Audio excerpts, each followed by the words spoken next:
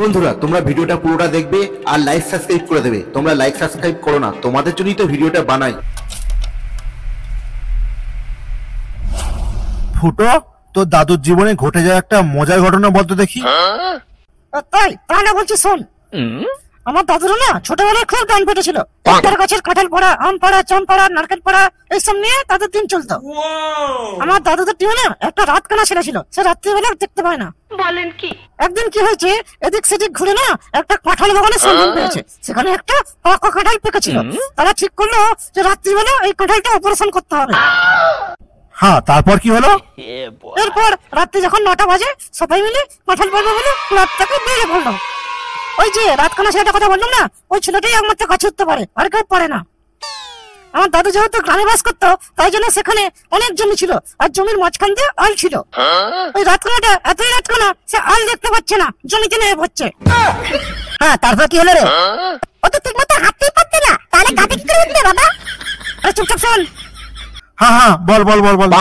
তারপর আমার দাদু ওই কোশ্চেনটা করলো, তুই তো আল দিয়ে সোজা হাঁটতে পারছিস না, তুই কি করে গাছে উঠবি? তারপরে ছেলেটা বললো, দেখ না কি করি। তারপর জহমা করে টেনে ফেলে কাঁঠাল গাছের কাছে ওকে নিয়ে যাওয়া হলো। কিন্তু হরাইটা কাঁঠাল গাছে দেখতে পাচ্ছে না, কাঁঠাল গাছে কি করে উঠবে? তারপরে আমার দাদু বললো, কি রে তুই তো কাঁঠাল গাছে দেখতে পাচ্ছিস না, কাঁঠাল গাছে কি করে উঠবি? তারপরে রাতখানাটা বললো, তোরা খালি আমাকে গাছটা ছুঁয়ে দে না, তারপর দেখ কেমন কাঁঠালটা পারি। তারপর দাদা ওই রাতখানাটা গাছে উঠলো। আরে গল্পের মাঝে ডিস্টার্ব করে দিস তো। ওই ফাটা, চুপ কর না। তারপর ওই রাতখানাটাকে গাছটা হাতে ধরে দিতে চাচা করে গাছে উঠলো। আসলে তুই গন্ডে শুকে শুকে ওই কাঁঠালটা কাছে চলে গেল। তারপর শালা কোনো মতে কাঁঠালটা কাটতে পারছে না, টানা নিজে করতে করতে কাঁঠাল সব খোলাম করে পড়ে গেল মাটিতে। সেই আওয়াজ শুনে বাড়ির লোকে গেল জেগে, আর আমার দাদুরা ওকে ফেলে কাঁঠাল নিয়ে গেল ঘরে। ও যেহেতু রাত করেছিল তাই জন্য কিছুই বুঝতে পারছিল, চারিদিকে হাত হচ্ছে। আর সেই সময় গাছের মন্দিরে চলে আসে, আর চলে এসে ওকে দৌড়ে গাছে বেঁধে রেখে গোদাম করে মারে।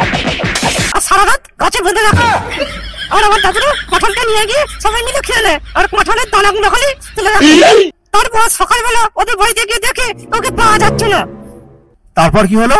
তারপর আমার দাদুরা যখন ওই কাঁঠাল গাছতলায় দেখে, তখন ওকে বেঁধে রেখেছে গাছের মালিক। ওই রাতখানাটা বলে, কিরে আমার জন্য কাঁঠাল রেখেছিস তো? আমার দাদুরা বলে, সব কাঁঠাল খেয়ে নিয়েছি আমরা। তারপরে ওই রাতখানাটা বলে, আমি মার খেলুম, গাছে উঠলুম, সবকিছু করলুম, আর তোরা আমরা খেলি। তারপর ওই রাতখানাটা বলে, সবই তো খেয়ে নিলি, তাহলে একটু উপকার কর, আমার বাঁধনটা খুলে দে। কিন্তু বাড়ির মালিকরা সেখানে লুকিয়ে বসেছিল দাদুদের অপেক্ষা।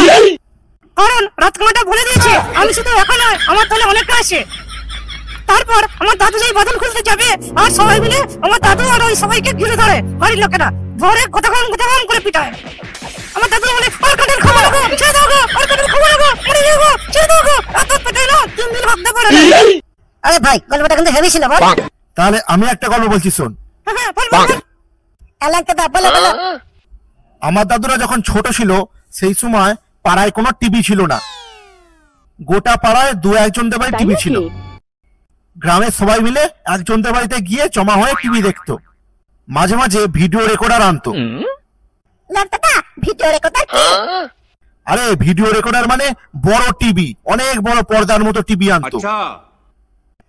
এখনকার খেলার সময় যে রাস্তা ধরে বড় বড় ডিসপ্লে লাগায়, ওই ধরনের টিভি? হ্যাঁ, ওই ধরনেরই টিভি। আর ওই টিভিতে সিনেমা চলতো, সবাই মিলে গ্রামের লোক দেখতো বড় পর্দায়।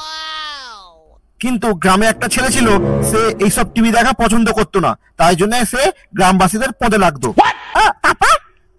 এবার ওই ভিডিও রেকর্ডারে একদিন সিনেমা চলছে, অনেক গ্রামের লোক জড়ো হয়েছে, তারা সবাই মিলে দেখতে এসছে। খুব উত্তেজিত সিনেমা চলছে, মারামারি চলছে, সবাই একদম সিনেমার প্রতি বুঁদ হয়ে আছে।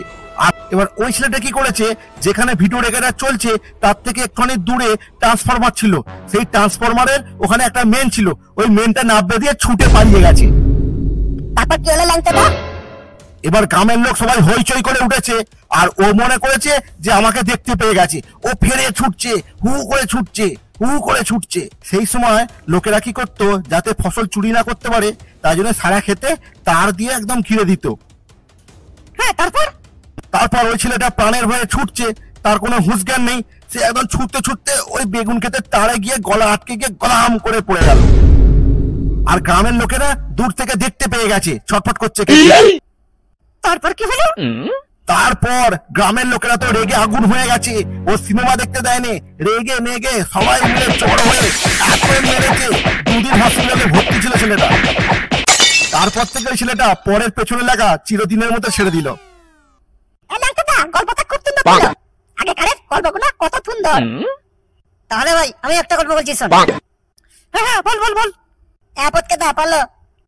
আজ থেকে প্রায় 30 বছর আগে আমাদের জেঠুদের উঠোনে একটা শাকামুটি সাপ জলঢোলা সাপকে খাচ্ছে, আর একটা সাপ লাইনে আছে, এরপর ওকে খাবে।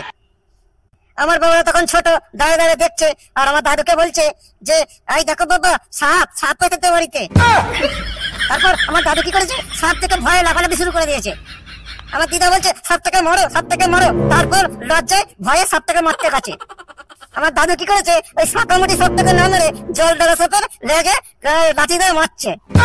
আমার দিদা বলছে কি গো, তুমি জল ঢোলা সাপটাকে মারছো কেন, তুমি তো শাকামুটি সাপটাকে আগে মারবে। আমার দাদু তখন বলছে না না, এই শাকামুটি সাপটা এই জল ঢোলা সাপটাকে কামড়েছে, এতে বেশি বিষ আছে। আমার দিদা তো আমার দাদুর কথা শুনে অজ্ঞান হয়ে গেছে হেসে। আর যারা যারা সাপ মারা দেখতে এসেছিল, ওই পাড়ার লোকেরা আমার দাদুর কীর্তি দেখে হেসে করা করে দিচ্ছে সবাই। তারপর একটা বাচ্চা ছেলে এসে শাকামুটি সাপটাকে লাঠিতে মেরে দিয়েছে। তারপর আমার দিদা বলছে তুমি এত বড় হয়ে গেছো, তোমার বুকে এই সাহস, তুমি বাচ্চা ছেলে এসে সাপটা মেরে দিল, আর তুমি ভয়ে লাফালাফি করছো, তুমি জল ঢোলা সাপটাকে মারছো। আমার দাদু তখন বলছে না রে, জল ঢোলা সাপই বেশি বিষ, সাপটা কমেছিল। তারপর ওই দিনের পর থেকে আমার দাদুকে সবাই জল ঢোলা বলে রাখে। আমার দাদুর নামই জল ঢোলা হয়ে যায়। পটকাটা, তোমার দাদু এতই পিটে দিল, তাহলে আজকে থেকে তোমাকে জল ঢোলা নাতি বলে ডাকবো। দেখো কাণ্ড। এই বেশি হয়ে গেছিস, চুপ কর। এই যে গল্পগুলো শুনলে, এরা বানানো নয়, এগুলো মানুষের জীবনে সত্যিকারেরই ঘটেছে। এগুলো সত্যিকারের ঘটনা। আমি যখন ছোট ছিলাম এগুলো আমার দাদুর মুখ থেকেই শুনেছি।